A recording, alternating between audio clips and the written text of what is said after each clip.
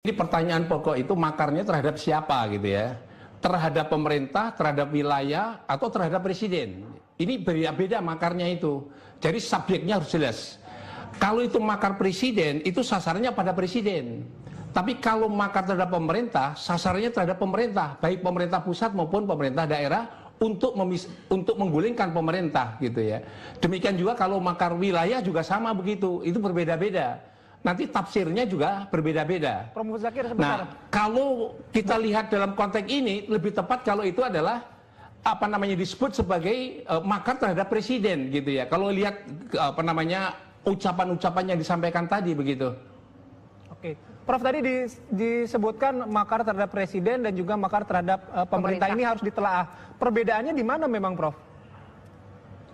Nah, perbedaannya gini, kalau makar terhadap presiden itu sasarnya pada presiden yang membuat presiden itu tidak mampu memerintah lagi gitu ya. Kalau makar terhadap pemerintah, makar ditujukan pada pemerintah baik pusat maupun daerah yang membuat pemerintah itu tidak bisa memerintah lagi. Ini dua hal yang berbeda, caranya juga berbeda gitu ya. Tapi kalau terhadap makar terhadap presiden, subjeknya itu presiden, gitu, bukan pemerintah, ya.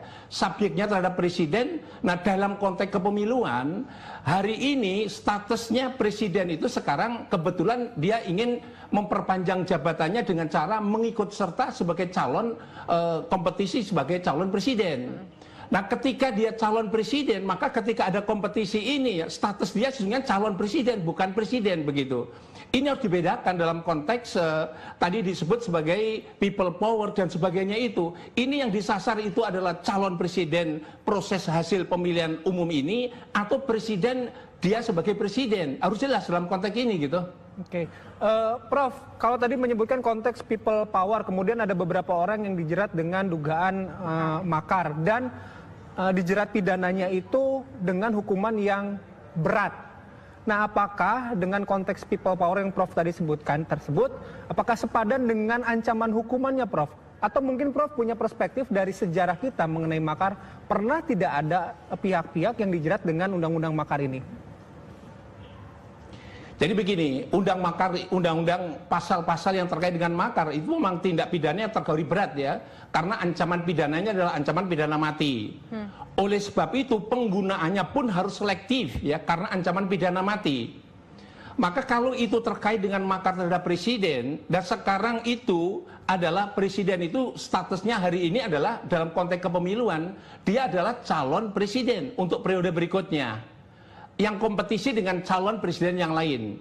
Jadi kalau ada yang mereka menduga bahwa ada perbuatan curang dalam proses pemilihan umum, terutama dalam kaitannya dengan perhitungan suara, dia kemudian komplain terhadap perhitungan suara itu, dan kemudian turun ke jalan dan menuntut agar supaya proses itu jujur dan adil, menurut saya itu bagian daripada hak konstitusional warga negara yang dia punya yang disebut sebagai kedaulatan rakyat, yang dia menggunakan kedaulatannya itu melalui proses pemilihan. Jadi kalau prosesnya itu terdapat dugaan terjadinya curang, dia mendukung dukungan moral agar supaya perbuatan curang itu dibenahi dan seterusnya. Kalau menurut saya itu tindakan yang legal dan sah dalam satu konteks ini. Ini jangan dipelesetkan kemudian menggeser ke sebagai makar terhadap pemerintah. Ini dua hal yang berbeda ya. Kalau terkait pemilu jangan dihubungkan dengan pemerintah, terkait pemilu dihubungkan dengan calon presiden gitu.